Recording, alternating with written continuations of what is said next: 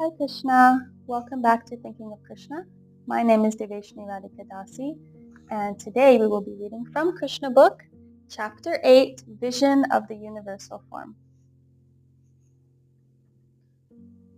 After this incident, Vasudeva asked his family priest, Gargamuni, to visit the place of Nanda Maharaj in order to astrologically calculate the future life of Krishna. Gargamuni was a great saintly sage who had undergone many austerities and penances and been appointed priest of the Yadu dynasty. When Gargamuni arrived at the home of Nanda Maharaj was very much pleased to see him and immediately stood up with folded hands and offered his respectful obeisances. He received Gargamuni with the feeling of one who was worshipping the Supreme Personality of Godhead. He offered him a nice sitting place, and when he sat down, Nanda Maharaj offered him a warm reception.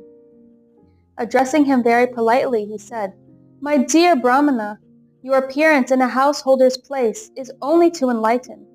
We are always engaged in household duties and are forgetting our real duty of self-realization. Your coming to our house is to give us some enlightenment about spiritual life. You have no other purpose in visiting householders." Actually, a saintly person or a Brahmana has no business visiting householders, who are always busy in the matter of dollars and cents. The only reason saintly persons and Brahmanas go to the place of a householder is to enlighten them. If it is asked, why don't the householders go to a saintly person or Brahmana for enlightenment? The answer is that householders are very poor-hearted. Generally, householders think that engaging in family affairs is their prime duty, and that self-realization or enlightenment in spiritual knowledge is secondary. Out of compassion only, saintly persons and Brahmanas go to householders' homes. Nanda Maharaj addressed Gargamuni as one of the great authorities in astrological science. The foretellings of astrological science, such as the occurrence of solar or lunar eclipses, are wonderful calculations, and by this particular science a person can understand the future very clearly. Gargamuni was proficient in this knowledge. By this knowledge, one can also understand what his previous activities were that are causing him to enjoy or suffer in this life. Nanda Maharaj also addressed Gargamuni as the best of the Brahmanas. A Brahmana is one who is expert in the knowledge of the Supreme. Without knowledge of the Supreme Absolute, one cannot be recognized as a Brahmana. The exact words used in this connection is Brahma Vidam, which means those who know the Supreme very well. An expert Brahmana is able to give reformatory facilities to the subcastes, namely the Kshatriyas and Vaishyas. The Shudras observe no reformatory performances. The Brahmana is considered to be the spiritual master or priest for the Kshatriya and the Vaishya. Nanda Maharaj happened to be a Vaishya, and he accepted Gargamuni as a first-class Brahmana. He therefore offered his two foster sons, namely Krsna and Balaram, to him to purify. Nanda stated that not only these boys, but all human beings just after birth should accept a qualified Brahmana as spiritual master. Upon this request, Gargamuni replied, "Vasudeva has sent me to see to the reformatory performances of these boys, especially Krishna's. But if I do so, it may incidentally appear that Krishna is the son of Devaki, since I am Vasudeva's family priest." By his astrological calculation, Gargamuni could understand that Krishna was the son of Devaki, which Nanda did not know. Indirectly, Gargamuni said that Krishna and Balaram were both sons of Vasudeva. Balaram was known as the son of Vasudeva because his mother, Rohini, was present there, but Nanda Maharaj did not know about Krishna. Gargamuni indirectly disclosed the fact that Krishna was the son of Devaki. Gargamuni also warned Nanda Maharaj that if he would perform the reformatory ceremony, then Kamsa, who was naturally very sinful, would understand that Krishna was the son of Devaki and Vasudeva. According to astrological calculation, Devaki could not have a female child, although everyone thought that the eighth child of Devaki was female. In this way, Gargamuni intimated to Nanda Maharaj that the female child was born of Yashoda, and that Krishna was born of Devaki, and they were exchanged. Also, the female child, Durga, had informed Kamsa that the child who would kill him was already born somewhere else. Gargamuni stated, "If I give your child a name, and if he fulfills the prophecy of the female child to Kamsa, then it may be that the sinful demon will come and kill this child also after the name-giving ceremony. But I do not want to become responsible for all these future calamities." On hearing the words of Gargamuni, Nanda Maharaj said, "If there is such danger, then it is better not to plan any gorgeous name-giving ceremony. It would be better for you to simply chant the Vedic hymns and perform the purificatory process. We belong to the twice-born caste, and I am taking this opportunity of your presence. So please perform the name-giving ceremony without external pomp." Nanda Maharaj wanted to keep the name-giving ceremony a secret and yet take advantage of Gargamuni's performing the ceremony. When Gargamuni was so eagerly requested by Nanda Maharaj, he performed the name-giving ceremony as secretly as possible in the cowshed of Nanda Maharaj. He informed Nanda Maharaj that the son of Rohini would be very pleasing to his family members and relatives, and therefore would be called Rama. In the future, he would be extraordinarily strong, and therefore would be called Baladev. Gargamuni said further, "Because your family and the family of the Yadus are so intimately connected and attracted, his name will also be Sankarshan." This means that Gargamuni awarded 3 names to the son of Rohini, namely Balaram, Sankarshan, and Baladev. But he carefully did not disclose the fact that Balaram had also appeared in the womb of Devaki and was subsequently transferred to the womb of Rohini. Krishna and Balaram are real brothers, being originally sons of Devaki.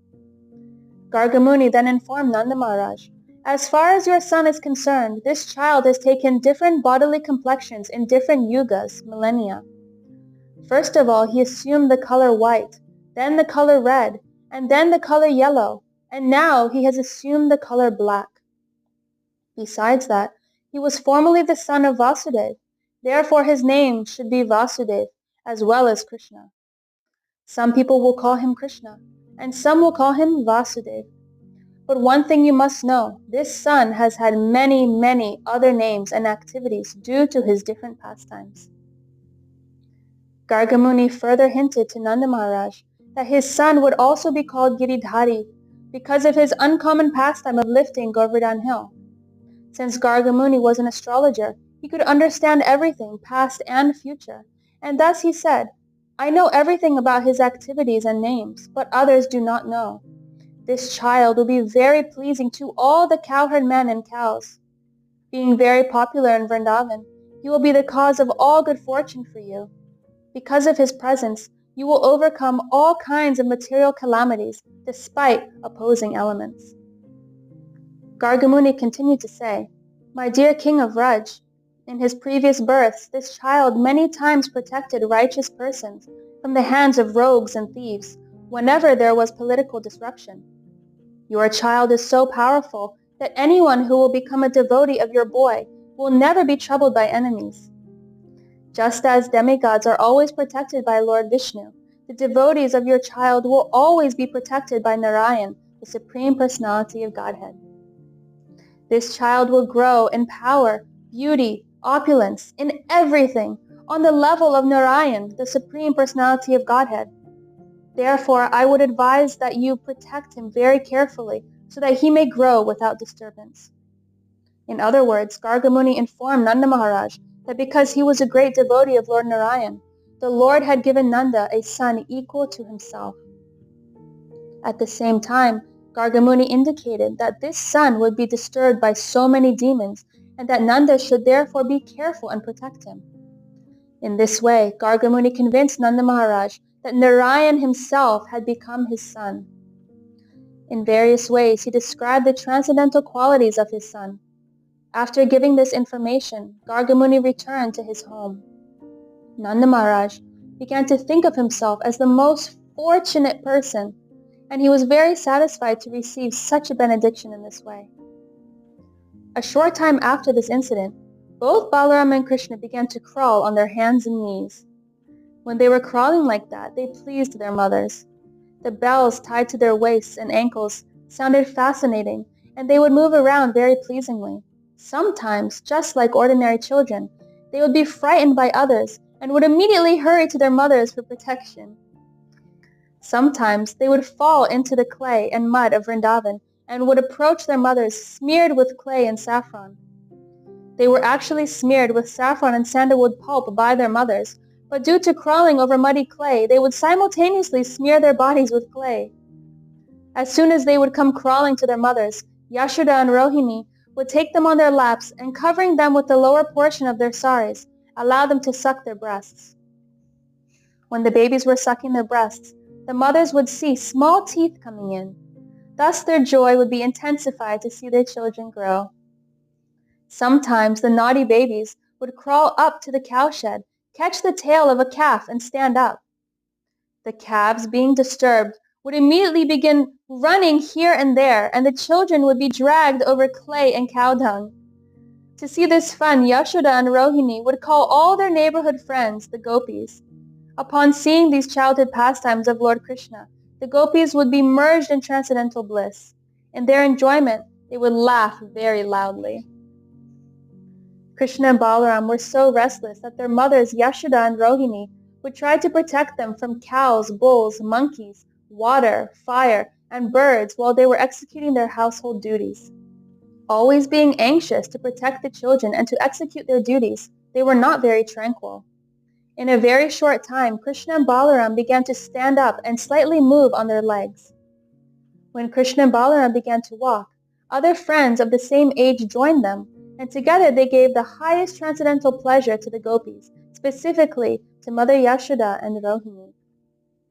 All the gopi friends of Yashoda and Rohini enjoyed the naughty childish activities of Krishna and Balaram in Vrindavan.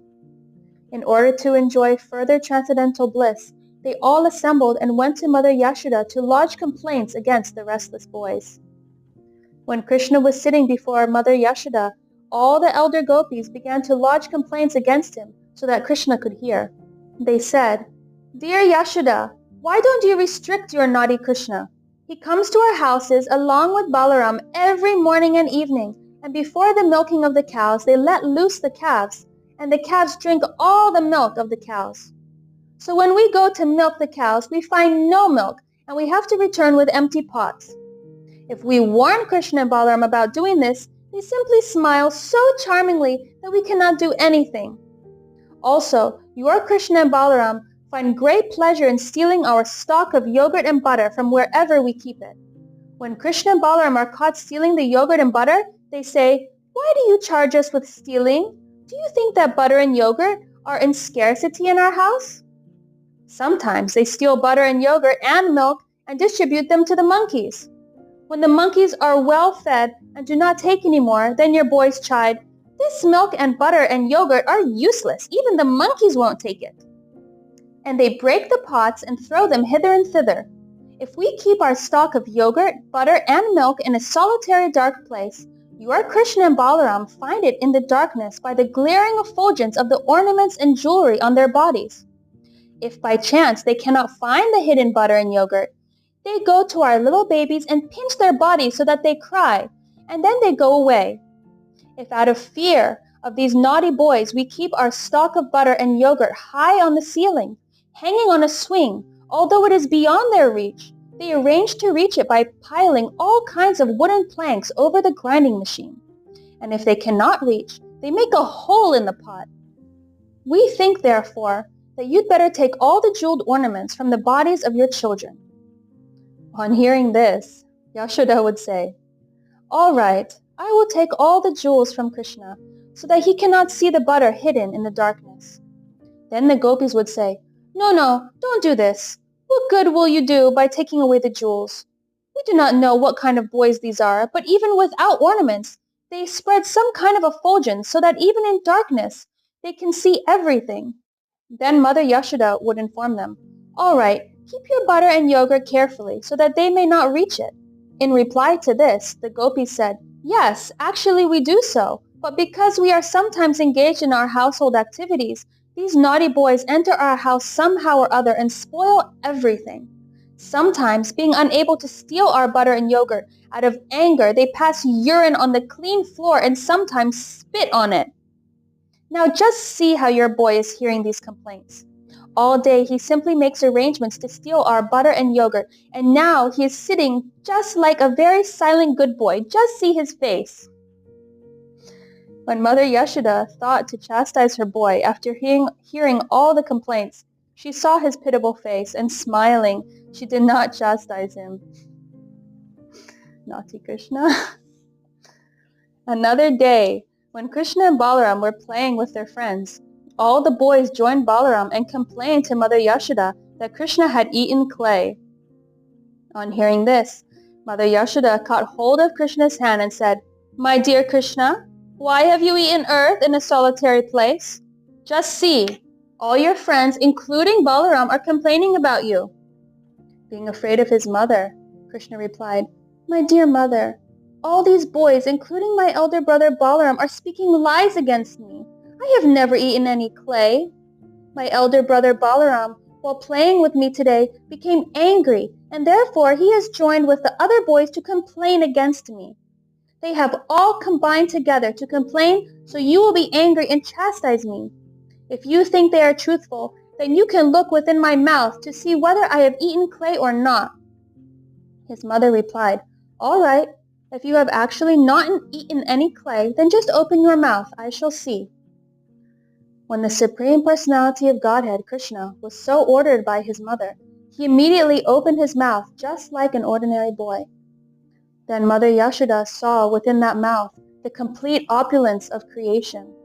She saw the entire outer space in all directions, mountains, islands, oceans, seas, planets, air, fire, moon, and stars. Along with the moon and the stars, she also saw all the elements, water, sky, and the extensive ethereal existence, along with the total ego and its products, namely the senses, the controllers of the senses, all the demigods and the objects of the senses like sound and smell. Within his mouth, she also saw the three qualities of material nature, all living entities, eternal time, material nature, spiritual nature, activity, consciousness, and different forms of the whole creation. Yashoda could find within the mouth of her child everything necessary for cosmic manifestation. She also saw within his mouth herself taking Krishna on her lap and having him suck her breast. Upon seeing all of this, she became struck with awe and began to wonder whether she were dreaming or actually seeing something extraordinary. She concluded that she was either dreaming or seeing the play of the illusory energy of the Supreme Personality of Godhead. She thought that she had become mad, mentally deranged, to see all those wonderful things. Then she thought, "It may be cosmic mystic power attained by my child, and therefore I am perplexed by such visions within his mouth. Let me offer my respectful obeisances unto the Supreme Personality of Godhead, who is beyond the expression of consciousness, mind, work, and philosophical speculation, and whose different energies produce everything manifested and unmanifested. Under his energy, bodily self and bodily possessions are conceived." She then said, "Let me offer my respectful obeisances unto him, under whose illusory energy I am thinking that Nanda Maharaj is my husband, and Krishna is my son, that all the properties of Nanda Maharaj belong to me, and that all the cowherd men and women are my subjects. All this misconception is due to the illusory energy of the Supreme Lord, so let me pray to him that he may protect me always." While Mother Yashoda was thinking in this high philosophical way, Lord Krishna again expanded his internal energy just to bewilder her with maternal affection. Immediately, Mother Yashoda forgot all philosophical speculation and accepted Krishna as her own child. She took him on her lap and became overwhelmed with maternal affection. She thus began to think of the Supreme Personality of Godhead, who was understood through the processes of cultivating knowledge derived from the Upanishads and the Vedanta Sutra, practicing mystic yoga and studying Sankhya philosophy as her own begotten child. Certainly, Mother Yashoda had executed many pious activities, as a result of which she got the absolute truth, the Supreme Personality of Godhead, as her son who sucked milk from her breast. Similarly, Nanda Maharaj also must have performed many great sacrifices and pious activities for Lord Krishna to become his son and address him as father. But it is surprising that Vasudeva and Devaki did not enjoy the transcendental bliss of Krishna's childhood pastimes, although Krishna was their real son. The childhood pastimes of Krishna are glorified even today by many sages and saintly persons, but Vasudeva and Devaki could not enjoy such childhood pastimes personally. The reason for this was explained by Shukadeva Goswami to Maharaj Parikshit as follows. When the best of the Vasus, named Drona, and his wife Dhara, were ordered to increase progeny by Lord Brahma, they said unto him, Dear Father, we are seeking your benediction. When we take birth again within the universe, may the Supreme Lord Krishna in his most attractive feature of childhood absorb our whole attention. May our dealings with him be so powerful that simply by hearing of these childhood activities of his, anyone will very easily cross over the nescience of birth and death. Lord Brahma agreed to give them the benediction, and as a result the same Drona appeared as Nanda Maharaj in Vrindavan, and the same Dhara appeared as Mother Yashoda, the wife of Nanda Maharaj. In this way, Nanda Maharaj and his wife Mother Yashoda developed their unalloyed devotion for the Supreme Personality of Godhead, having gotten him as their son. And all the gopis and cowherd men who were associates of Krishna naturally developed their own different feelings of love for Krishna. Therefore, just to fulfill the benediction of Lord Brahma, Lord Krishna appeared along with his plenary expansion, Balaram, and performed all kinds of childhood pastimes in order to increase the transcendental pleasure of all the residents of Vrindavan. Thus ends the Bhaktivedanta purport of the 8th chapter of Krishna, Vision of the Universal Form. Thank you so much for reading along. Please be sure to stay tuned for next time when we read Chapter 9, Mother Yashoda Binds Lord Krishna. Thank you. Hare Krishna.